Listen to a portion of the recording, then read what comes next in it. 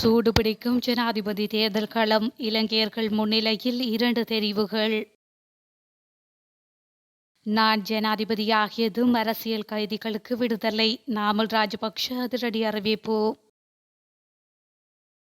பதவிக்காக என்ன வேண்டுமானாலும் செய்யும் நிலைப்பாட்டில் சுமந்திரன் முன்வைக்கப்பட்டுள்ள குற்றச்சாட்டு.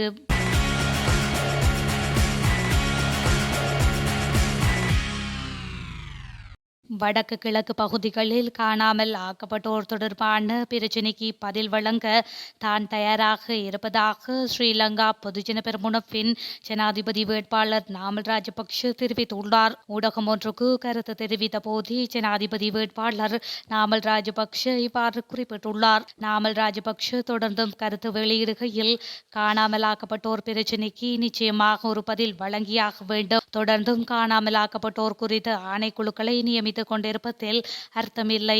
இதற்கு பதில் வழங்க வேண்டும். அந்த பதிலை வழங்குவதற்கு நான் தயாராக இருக்கின்றேன்.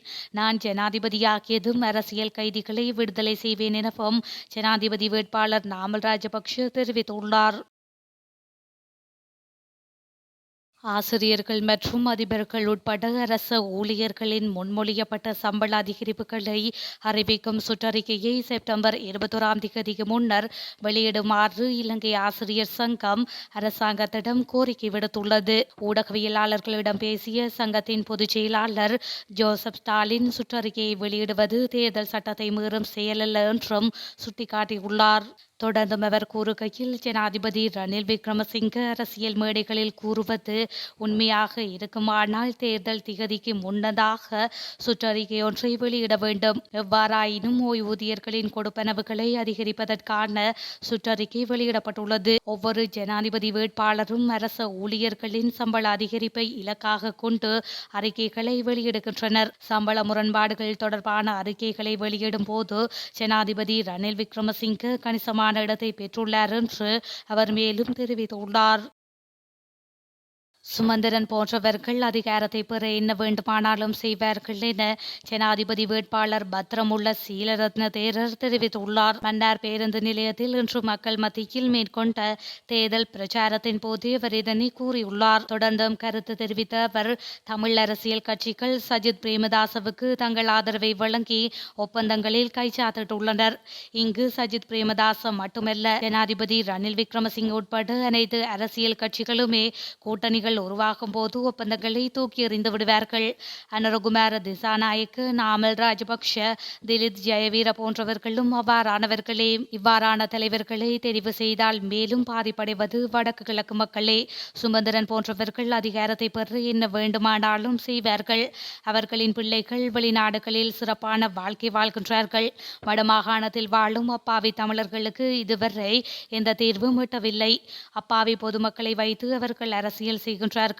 எனவே தமிழ் மக்கள் சிந்தித்து உங்கள் வாக்குகளை டிராக்டர் சின்னத்துக்கு அளிக்க வேண்டும் என அவர் மேலும் தெரிவித்துள்ளார்.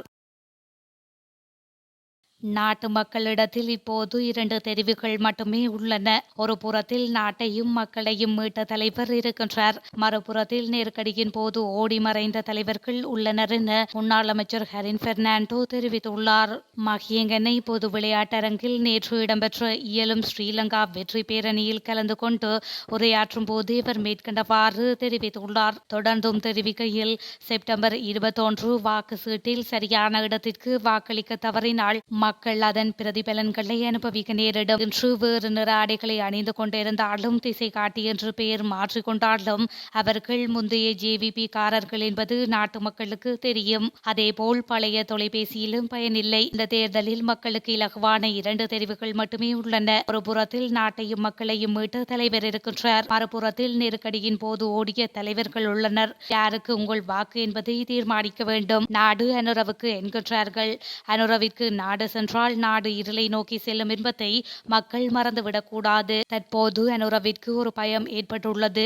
தவறு ஏனும் ஜனாதிபதி பதவி கிடைத்துவிட்டால் தான் என்ன செய்வது என்ற பதட்டம் அவருக்கு ஏற்பட்டுள்ளது என அவர் மேலும் தெரிவித்துள்ளார். நாட்டை அழிக்கும் கும்பல்களுடன் இந்த ஒரு சந்தர்ப்பத்திலும் இணையப் போவதில்லை என ஐக்கிய மக்கள் சக்தியின் தலைவர் சஜித் பிரேமதாச தெரிவித்துள்ளார். நாட்டை மீட்டெடுக்கக்கூடிய சிறந்த திட்டம் தமது கட்சியிடம் உள்ளது என அவர் தெரிவித்துள்ளார். காலியில் நடைபெற்ற தேர்தல் பிரசார கூட்டம் ஒன்றில் அவர் இதனை தெரிவித்துள்ளார். மக்கள் விடுதலை முன்னணிக்கும் ஜனாதிபதியும் ஒன்றிணைந்து பொய் பிரச்சாரங்களை முன்னெடுக்கின்றனர் என அவர் குறிப்பிட்டுள்ளார். எமது வெற்றி உறுதியாகியுள்ள நிலையில் முகநூல் மற்றும் வேறு இணையதளங்களுக்கு பணம் செலுத்தி செய்தி வெளியிடப்படுவதாக அவர் குற்றம் சுமத்தியுள்ளார். நாம் சில தரப்புகளுடன் இணைந்து கொள்ளப் போவதாக இந்த செய்திகள் குறிப்பிட்ட போதிலும் அவற்றில் எந்த உண்மையும் கிடையாது என அவர் கூறியுள்ளார். எதிர்வரும் 21ஆம் திகதி ஐக்கிய மக்கள் சக்தி தேர்தலில் வெற்றி ஈட்டியதன் பின்னர் இந்த நாட்டின் 220 லட்சம் பொதுமக்களுடன் இணைந்து கொள்ளுமே தவிர வேறு யாருடனும் இணைந்து கொள்ளாது என சுட்டிக்காட்டியுள்ளார். மேலும் தோல்வியடைந்த ஊழல் மோசமிக்க அரசியல்வாதிகளுடன் கூட்டணி சேரப்போவதில்லை என சஜித் தெரிவித்துள்ளார். நாம் ஏதாவது தரப்புடன் இணைந்து கொள்ள வேண்டும் என ஜனாதிபதியும் தேசிய மக்கள் சக்தியின் தலைவரும் பெரிதும் விரும்புகின்றனர் எனவும் அவ்வாறு விரும்பினால் அவர்கள் இணைந்து கொள்ள முடியும் எனவும் சஜித் பிரேமதாச தெரிவித்துள்ளார். ஜனாதிபதி ரணில் விக்ரமசிங்கவும் இலங்கை தமிழரசு கட்சியும் கூட்டிணைந்து மாகாண சபைகளுக்கான தேர்தல் நடத்தப்படுவதற்கு முட்டுக்கட்டை போட்டதாகவும், ஆனால் தற்போது சஜித்தை ஆதரிக்கும் தீர்மானத்தினால் அக்கட்சி பிளவடைந்துள்ளதாக பொதுஜன பெரமுனவின் ஜனாதிபதி வேட்பாளர் நாமல் ராஜபக்ஷ தெரிவித்துள்ளார். இந்த விடயமானது நாமல் ராஜபக்ஷ வெளியிட்டுள்ள ஊடக அறிக்கையிலேயே தெரிவிக்கப்பட்டுள்ளது. அத்தோடு மாகாண சபைகளுக்கான தேர்தல் சட்டத்தில் திருத்த சட்டமூலத்தை விவாதமின்றி நிறைவேற்றுவதற்கு பொன்னான வாய்ப்பு காணப்பட்ட போதும் ஜனாதிபதி ரணில் விக்ரமசிங்கவும் தமிழரசு கட்சியும் தங்களின் சொந்த அரசியல் காரணங்களுக்காக அதனை தவறவிட்டதாகவும் அவர் குறிப்பிட்டுள்ளார். வரி விதிப்பதும் சொத்துக்களை விற்பதும் மட்டுமே அரசு வருமானத்தை அதிகரிப்பதற்கான ஒரே வழி எனில் நாட்டு மக்களால் நிம்மதியாக வாழ முடியாது என ஸ்ரீலங்கா பொதுஜன பெரமுனவின் ஜனாதிபதி வேட்பாளர் நாமல் ராஜபக்ஷ தெரிவித்துள்ளார். நிவித்திகல பகுதியில் நடைபெற்ற மக்கள் சந்திப்பில் கலந்து கொண்டு கருத்து தெரிவிக்கும் போதே அவர் இதனை குறிப்பிட்டுள்ளார். தொடர்ந்தும் தெரிவிக்கையில் 2015ஆம் ஆண்டுக்கு பின்னர் நாட்டில் அபிவிருத்தி செயற்பாடுகள் இடைநிறுத்தப்பட்டுள்ளன. அது மாத்திரமின்றி இளைஞர்கள் பலர் வேலைவாய்ப்புகளை இழந்ததுடன் வர்த்தகங்களுக்கும் பாரியளவில் வீழ்ச்சியை சந்தித்துள்ளன.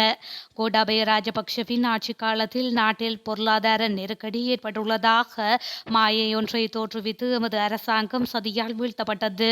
இன்று வரிசைகள் ஒழிக்கப்பட்டதாக கூறப்படுகின்ற போதிலும் கடவுச்சீட்டு வரிசை தொடர்ந்தும் நீண்டு கொண்டே செல்கின்றது. அதனை கட்டுப்படுத்த ஒரு புறம் நடவடிக்கை எடுக்கும் போது விமான நிலையத்தில் விசாவுக்கு வரிசை ஒன்று ஏற்பட்டுள்ளது. மக்களால் தாங்கிக் கொள்ள முடியாத அளவில் வரிகளை விதிப்பதால் நாட்டையும் மக்களின் வாழ்க்கை தரத்தையும் ஒருபோதும் மீட்டெடுக்க முடியாது என அவர் மேலும் தெரிவித்துள்ளார்.